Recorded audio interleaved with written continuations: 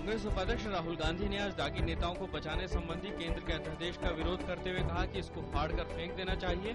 उन्होंने कहा कि कांग्रेस पार्टी को इस मुद्दे पर कोई समझौता नहीं करना चाहिए। कांग्रेस महासचिव और पार्टी के मीडिया सेल के प्रभारी अजय माकन ने कहा कि राहुल गांधी की राय कांग्रेस पार्टी की राय है और कांग्रेस पार्टी इस अध्यादेश का विरोध करेगी। भाजपा ने इस पर कहा कि देश भर में अध्यादेश के विरोध को देखते हुए अब कांग्रेस नुकसान की क्षतिपूर्ति करने की कोशिश कर रही है। सीपीआईएम नेता वृंदा करात ने कहा कि सीपीआईएम ने शुरू से ही इस अध्यादेश का विरोध किया है। उन्होंने कहा कि जब पूरा देश इसका विरोध कर रहा था तो राहुल क्यों चुप थे। आम आदमी पार्टी के नेता अरविंद केजरीवाल ने भी आज राष्ट्रपति से मुलाकात कर दागी सांसदों और विधायकों के मामले पर कैबिनेट द्वारा अनुमोदित अध्यादेश को मंजूरी न देने का निवेदन किया। उच्चतम न्यायालय ने चुनाव आयोग को नकारात्मक वोटिंग का विकल्प जोड़ने के दिए निर्देश, ताकि मतदाता उम्मीदवारों में से किसी को भी नहीं चुनने का विकल्प आजमा सकें। कहा, इससे चुनाव में शुचिता और जीवंतता को मिलेगा बढ़ावा। चुनाव आयोग ने की इस फैसले पर चर्चा। मुख्य चुनाव आयुक्त वी.एस. संपत ने कहा कि राइट टू रिजेक्ट पर सुप्रीम कोर्ट के फैसले का चुनाव आयोग अध्ययन करेगा। उन्होंने इस फैसले को ऐतिहासिक बताते हुए कहा कि इससे लोकतंत्र में पारदर्शिता बढ़ेगी। सुप्रीम कोर्ट के फैसले पर केंद्रीय शहरी एवं गरीबी उन्मूलन मंत्री गिरिजा व्यास ने कहा कि इस फैसले की अवधारणा ठीक है, लेकिन ये व्यावहारिक तौर पर कितना सफल होगा ये देखने वाली बात है। उन्होंने कहा कि इसका गलत उपयोग न हो, इस पर सोचने की जरूरत है।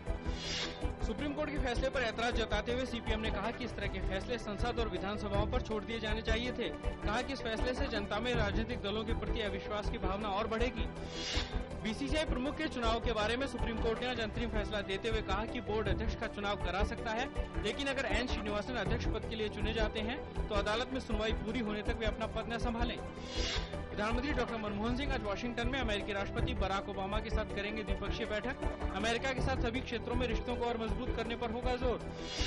सीबीआई ने भेजा तुलसी प्रजापति केस से जुड़े कथित स्टिंग ऑपरेशन के मामले में भूपेंद्र यादव और प्रकाश जावड़ेकर को पेश होने का नोटिस। हिमाचल प्रदेश के सिरमौर में बस गहरी खाई में गिरी, हादसे में कम से कम 20 लोगों की मौत, बढ़ सकती है हताहतों की संख्या। उत्तर प्रदेश की पूर्व मुख्यमंत्री और बसपा प्रमुख मायावती ने आज पार्टी के नेताओं के साथ राष्ट्रपति प्रणब मुखर्जी से मुलाकात की। उन्होंने कहा कि बसपा उत्तर प्रदेश में कानून व्यवस्था की स्थिति को देखते हुए धारा 356 के तहत राष्ट्रपति शासन लगाने की मांग करती है।